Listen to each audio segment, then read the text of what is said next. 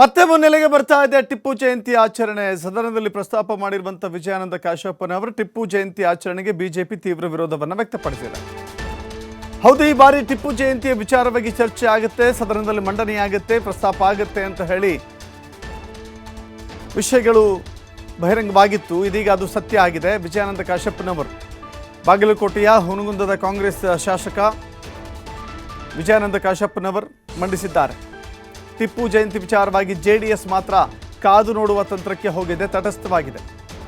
ನಾಯಕರು ಮೈತ್ರಿ ಪಕ್ಷ ಜೆಡಿಎಸ್ಗೆ ಈಗ ಸಂಕಷ್ಟ ಶುರುವಾಗುತ್ತಾ ಗೊತ್ತಿಲ್ಲ, ಬಟ್ ಸೈಲೆಂಟ್ ಆಗಿದೆ. ಸದನದಲ್ಲಿ ಟಿಪ್ಪು ಸುಲ್ತಾನ್ ಜಯಂತಿಯ ವಿಚಾರಕ್ಕೆ ಸಂಬಂಧಪಟ್ಟಂತೆ ಕಾಂಗ್ರೆಸ್ ಹಾಗೂ ಬಿಜೆಪಿ ನಡುವೆ ತೀವ್ರ ವಾಗ್ವಾದ ಆಗಿದ್ದರೆ ಜೆಡಿಎಸ್ ಮಾತ್ರ ಸೈಲೆಂಟ್ ಆಗಿದೆ. 2013 ಮತ್ತು 2018 ಅವಧಿಯಲ್ಲಿ ಮುಖ್ಯಮಂತ್ರಿ ಸಿದ್ದರಾಮಯ್ಯವರ ಅವಧಿಯಲ್ಲಿಯೇ ಟಿಪ್ಪು ಜಯಂತಿಯನ್ನು ಮಾಡಬೇಕು ಅಂತ ಹೇಳಿ ಆರಂಭ ಮಾಡಲಾಗಿತ್ತು. ಆರಂಭದಿಂದಲೂ ಕೂಡ ಟಿಪ್ಪು ಜಯಂತಿ ಅನೇಕ ವಿವಾದಗಳನ್ನು, ಅನೇಕ ಸಂಘರ್ಷಮಯ ವಾತಾವರಣವನ್ನು ಕೂಡ ಅದು ಕಂಡಿತ್ತು. ವಿರೋಧದ ನಡುವೆಯೂ ಕೂಡ ಸರ್ಕಾರ ಟಿಪ್ಪು ಜಯಂತಿ ಆಚರಣೆಗೆ ಮುಂದಾಗಿತ್ತು. ಆದರೆ ಮುಂಬರುವ ದಿನಗಳಲ್ಲಿ ಟಿಪ್ಪು ಜಯಂತಿಯನ್ನು ಅಲ್ಲಿಗೆ ಸ್ಥಗಿತಗೊಳಿಸಲಾಯಿತು.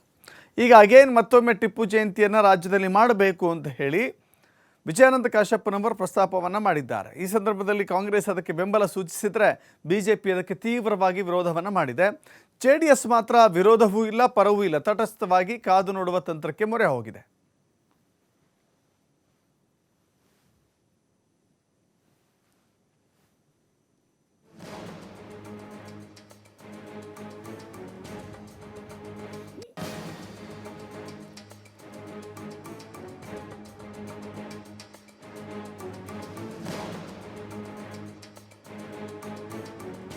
ಈ ವಿಚಾರದಲ್ಲಿ ಮೈತ್ರಿ ಪಕ್ಷದ ಧರ್ಮವನ್ನು ಜೆಡಿಎಸ್ ಕಾಪಾಡುತ್ತಾ ಅನ್ನೋದು ಪ್ರಶ್ನೆಯಾಗಿ ಕಾಡ್ತಾ ಇದೆ. ಅದಕ್ಕೆ ಕಾರಣ ಅಂತ ಹೇಳಿದರೆ ಜೆಡಿಎಸ್ ಪರವಾಗಿಯೂ ಇಲ್ಲ, ವಿರೋಧವಾಗಿಯೂ ಇಲ್ಲ, ತಟಸ್ಥವಾಗಿದೆ. ಮೈತ್ರಿ ಧರ್ಮದ ಪಾಲನೆ ಮಾಡಬೇಕು ಆಗಿದ್ದರೆ ಜೆಡಿಎಸ್ ಕೂಡ ಬಿಜೆಪಿ ಜೊತೆಗೆ ನಿಲ್ಲಬೇಕಾಗಿತ್ತು. ಟಿಪ್ಪು ಸುಲ್ತಾನ್ ಜಯಂತಿಯನ್ನು ವಿರೋಧಿಸಬೇಕಾಗಿತ್ತು. ಆದರೆ ಜೆಡಿಎಸ್ ತಟಸ್ಥ ನಿಲುವಿಗೆ ಬಂದಿದೆ. ಮೈತ್ರಿ ಧರ್ಮದ ಪಾಲನೆಯ ವಿಚಾರದಲ್ಲಿ ಜೆಡಿಎಸ್ ಹಾಗೂ ಬಿಜೆಪಿಯ ನಡುವೆ ಟಿಪ್ಪು ಸುಲ್ತಾನ್ ಜಯಂತಿಯ ಈ ವಿಷಯ ಒಂದು ವಿವಾದವನ್ನು, ಅಂತರವನ್ನು ಅಥವಾ ಒಂದು ಸಣ್ಣ ಅಸಮಾಧಾನವನ್ನು ಇಲ್ಲಿ ಮೂಡಿಸುತ್ತಾ ಅನ್ನೋದು ನೋಡಬೇಕಾಗಿದೆ. ಯಾಕಂತ ಹೇಳಿದ್ರೆ ಮೈತ್ರಿ ಪಕ್ಷಗಳ ಒಲವು, ಮೈತ್ರಿ ಪಕ್ಷಗಳ ಹೋರಾಟ ಒಗ್ಗಟ್ಟಿನಿಂದ ಇರಬೇಕು ಸರ್ಕಾರದ ವಿರುದ್ಧ ಅನ್ನೋದು. ಹೀಗಾಗಿ ಮೈತ್ರಿಕೂಟದ ಭಾಗವಾಗಿರುವಂಥ ಜೆಡಿಎಸ್ ಇಲ್ಲಿ ತಟಸ್ಥ ನಿಲುವನ್ನು ತಡೆದಿದೆ. ಅದು ನಿಗೂಢವಾಗಿ ಕಾಣಿಸ್ತಾ ಇದೆ. ಅದರ ರಾಜಕೀಯ ನಡೆಗಳು ಏನಾಗಿರುತ್ತೆ ಮುಂದಿನ ದಿನಗಳಲ್ಲಿ ಅನ್ನೋದು ಕೂಡ ಭಾಳ ಈ ವಿಷಯದಲ್ಲಿ ಕೌತುಕವಾಗಿ ಕಾಣಿಸ್ತಾ ಇದೆ.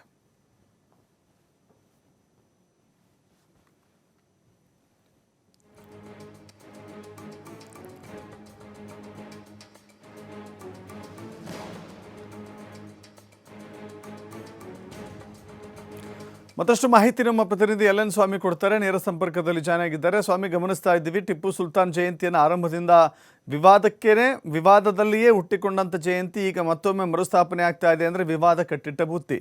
ಸರ್ಕಾರ ವಿವಾದವನ್ನು ಎದುರಿಸಲಿಕ್ಕೆ ಮಾನಸಿಕವಾಗಿ ಸಜ್ಜಾಗಿದೆಯಾ ಅನ್ನೋದು ಒಂದು ಪ್ರಶ್ನೆ. ಆದರೆ ಜೆಡಿಎಸ್ನ ನಿಲುವು ಬಹಳ ನಿಗೂಢವಾಗಿ ಕಾಣಿಸ್ತಾ ಇದೆ. ರಾಜಕೀಯ ಲೆಕ್ಕಾಚಾರಗಳೇನಿದೆ ಇದರ ಹಿಂದೆ ಅಂತ?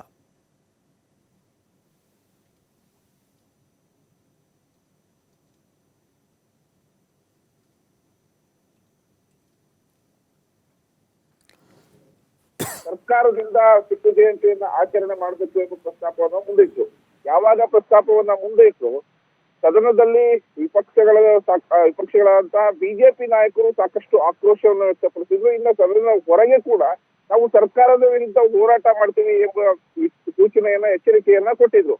ಅಂದ್ರೆ ಈ ಹಿಂದೆ ಕಾಂಗ್ರೆಸ್ ಸರ್ಕಾರ ಇದ್ದಂತ ಸಂದರ್ಭದಲ್ಲಿ ಟಿಪ್ಪು ಜಯಂತಿಯನ್ನ ಆಚರಣೆ ಮಾಡಲಾಗ್ತಾ ಇತ್ತು. ಆ ಬಳಿಕ ಬಿಜೆಪಿ ಸರ್ಕಾರ ನೇತೃತ್ವಕ್ಕೆ ಬಂದಾದ್ಮೇಲೆ ಅದನ್ನ ರದ್ದು ಮಾಡಲಾಯಿತು. ಈಗ ಮತ್ತೆ ಆ ವಿಚಾರವನ್ನ ಪ್ರಸ್ತಾಪ ಮಾಡಿದ್ ಯಾಕೆ ಅನ್ನೋದು ಸಾಕಷ್ಟು ಒಂದು ಚರ್ಚೆಗಳು ಆಗ್ತಾ ಇದ್ರೆ, ಒಂದು ಕಡೆ ಬಿಜೆಪಿ ಸಾಕಷ್ಟು ಆಕ್ರೋಶವನ್ನು ವ್ಯಕ್ತಪಡಿಸ್ತಾ ಇದೆ, ಸಾಕಷ್ಟು ವಿರೋಧವನ್ನು ವ್ಯಕ್ತಪಡಿಸ್ತಾ ಇದೆ. ಆದ್ರೆ ಮೈತ್ರಿಯಲ್ಲಿ ಗುರುತಿಸಿಕೊಳ್ಳುವಂತಹ ಜೆಡಿಎಸ್ ನಿಲುವು ಏನು, ನಾಯಕರ ನಿಲುವೇನು ಅನ್ನೋದು ಕೂಡ ಇನ್ನೊಂದು ಇರುವಂತದ್ದು. ಈಗಾಗಲೇ ಟಿಪ್ಪು ಜಯಂತಿ ವಿಚಾರಕ್ಕೆ ಸಂಬಂಧಪಟ್ಟಂತೆ ಪರ ವಿರೋಧ ಚರ್ಚೆಗಳು ಶುರುವಾಗಿದೆ. ಕಾಂಗ್ರೆಸ್ ಸರ್ಕಾರದ ನಾಯಕರೇ ಹೇಳ್ತಾ ಇರುವಂತದ್ದು, ಇನ್ನು ಪ್ರಸ್ತಾಪ ನಮ್ಮ ಮುಂದೆ ಬಂದಿಲ್ಲ, ಹಾಗಾಗಿ ಮುಂದೆ ನಾವು ಯಾವ ರೀತಿ ಕ್ರಮ ಕೈಗೊಳ್ಬೇಕು, ಯಾವ ರೀತಿ ಆಚರಣೆಗೆ ಸಂಬಂಧಪಟ್ಟಂತೆ ಕ್ರಮ ಕೈಗೊಳ್ಬೇಕು ಅನ್ನೋದು ನೋಡ್ತೀವಿ. ಮುಸ್ಲಿಂ ಮುಖಂಡರಾಗ್ಲಿ ಅಥವಾ ಮುಸ್ಲಿಂ ಸಮುದಾಯಕ್ಕೆ ಸೇರಿದಂತ ಸಚಿವರಾಗ್ಲಿ ಯಾರು ಕೂಡ ನಮಗೆ ಮನವಿ ಕೊಟ್ಟಿಲ್ಲ ಅನ್ನೋದು ಒಂದು ಸ್ಪಷ್ಟನೆಯನ್ನ ಸರ್ಕಾರ ಈಗ ಕೊಟ್ಟಿರುವಂತದ್ದು. ಆದ್ರೆ ಯಾವಾಗ ಸದನದಲ್ಲಿ ವಿಜಯಾನಂದ ಕಾಶಪ್ಪನವರು ಈ ಪ್ರಸ್ತಾಪವನ್ನು ಮುಂದಿಡ್ತಾರೋ ಆಗ ವಿಪಕ್ಷಗಳು ಸಾಕಷ್ಟು ಅಂದ್ರೆ ವಿಪಕ್ಷವಾದ ಬಿಜೆಪಿ ಸಾಕಷ್ಟು ಆಕ್ರೋಶವನ್ನು ಹೊರಹಾಕ್ತಾರೆ. ಈ ಆಕ್ರೋಶ ಮೈತ್ರಿಯಲ್ಲಿ ಬಿರುಕು ಮೂಡುತ್ತಾ ಅನ್ನೋದು ಸಾಕಷ್ಟು ಚರ್ಚೆ ಆಗ್ತಾ ಇರುವಂತದ್ದು. ಯಾಕೆಂದ್ರೆ ಒಂದು ಕಡೆ ಬಿಜೆಪಿ ರಾಜ್ಯಾಧ್ಯಕ್ಷರಂತ ವಿಜಯೇಂದ್ರ ಅವರು ಕೂಡ ಸಾಕಷ್ಟು ಅಸಮಾಧಾನವನ್ನು ಹೊರಹಾಕ್ತಾರೆ, ಅಂದ್ರೆ ಆಕ್ರೋಶವನ್ನು ಹೊರಹಾಕ್ತಾರೆ. ಆರ್ ಅಶೋಕ್ ಕೂಡ ಇದಕ್ಕೆ ಸಂಬಂಧಪಟ್ಟಂತೆ ಸಾಕಷ್ಟು ಆಕ್ರೋಶವನ್ನು ಹೊರಹಾಕ್ತಾರೆ. ಆದ್ರೆ ಜೆಡಿಎಸ್ ನಾಯಕರು ಸರ್ಕಾರದ ಕ್ರಮ ಏನಾಗುತ್ತೆ ಆ ನಂತರ ನಾವು ನೋಡ್ತೀವಿ ಎಂಬ ಹೇಳಿಕೆಯನ್ನು ಕೊಟ್ಟಿರುವಂತದ್ದು. ಹಾಗಾಗಿ ಮೈತ್ರಿಯಲ್ಲಿ ಬಿಜೆಪಿ ನಿರ್ಧಾರಕ್ಕೆ ಅಂದ್ರೆ ಬಿಜೆಪಿ ಒಂದು ವಿರೋಧಕ್ಕೆ ಜೆಡಿಎಸ್ ನಾಯಕರ ಒಂದು ನಿಲುವು ಏನಾಗಿರುತ್ತದೆ ಇನ್ನೊಂದು ಸಾಕಷ್ಟು ಕುತೂಹಲ ಮೂಡಿಸ್ತಾ ಇರುವಂತದ್ದು. ಯಾಕೆಂದ್ರೆ ತಮ್ಮ ತಮ್ಮ ಕ್ಷೇತ್ರಗಳಲ್ಲಿ ಒಂದಿಷ್ಟು ಮುಸ್ಲಿಂ ಮತಗಳು ಕೂಡ ಎಲ್ಲಿ ಕಳೆದುಕೊಳ್ತೇವೆ ಎಂಬ ಭಯ ಕೂಡ ಕೆಲವು ಶಾಸಕರಿಗೆ ಇರುವಂತದ್ದು. ಹಾಗಾಗಿ ಟಿಪ್ಪು ಜಯಂತಿ ಆಚರಣೆಗೆ ವಿಚಾರಕ್ಕೆ ಸಂಬಂಧಪಟ್ಟಂತೆ ಬಿಜೆಪಿ ಆಕ್ರೋಶ ವ್ಯಕ್ತಪಡಿಸ್ತಾ ಇದ್ರೆ ಜೆಡಿಎಸ್ ನಾಯಕರು ತಟಸ್ಥವಾಗಿರುವಂತದ್ದು. ಅಂದ್ರೆ ಸರ್ಕಾರದ ಕ್ರಮ ನೋಡಿ ನಾವು ಮುಂದೆ ಯಾವ ರೀತಿ ಒಂದು ಹೋರಾಟ ಮಾಡಬೇಕಾ ಅಥವಾ ತಟಸ್ಥವಾಗಿರ್ಬೇಕಾ ಅನ್ನೋದು ಇನ್ನೂ ಸ್ಪಷ್ಟನೆಯನ್ನ ಕೊಡದಲ್ಲೇ ಇರುವಂತದ್ದು. ದಶರಥ್. ಎಸ್, ಥ್ಯಾಂಕ್ ಯು ಸ್ವಾಮಿ ನಿಮ್ಮೆಲ್ಲ ಮಾಹಿತಿಗೆ.